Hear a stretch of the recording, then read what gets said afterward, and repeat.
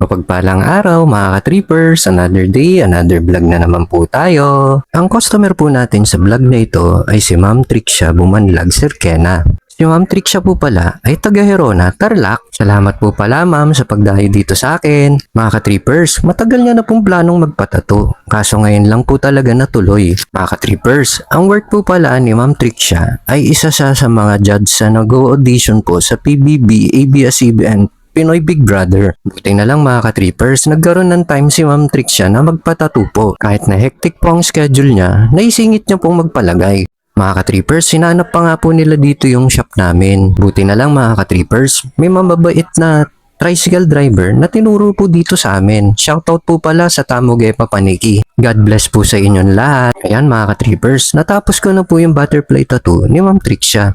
Bali yung butterfly tattoo po ni Ma'am Trixia, inabot lang po ako ng 20 minutes. Ayan na po mga ka-trippers, round 2 po ng tattoo ni Ma'am Trixia na. Bali yung pangalawang tattoo po ni Ma'am Trixia, inabot lang po ako ng 20 minutes ulit dyan. Sa mga ka-trippers natin mahilig sa tattoo dyan, try nyo din pong magpa-tattoo dito sa akin. Affordable at quality tattoo po ang gawa dito sa JB Tattoo. Bali yung tattoo rate po pala ni Ma'am Trixia mga ka-trippers ay 1,000 pesos po lahat. Mga ka-trippers, sana try nyo rin pong magpa-tattoo sa akin. Salamat po sa panonood!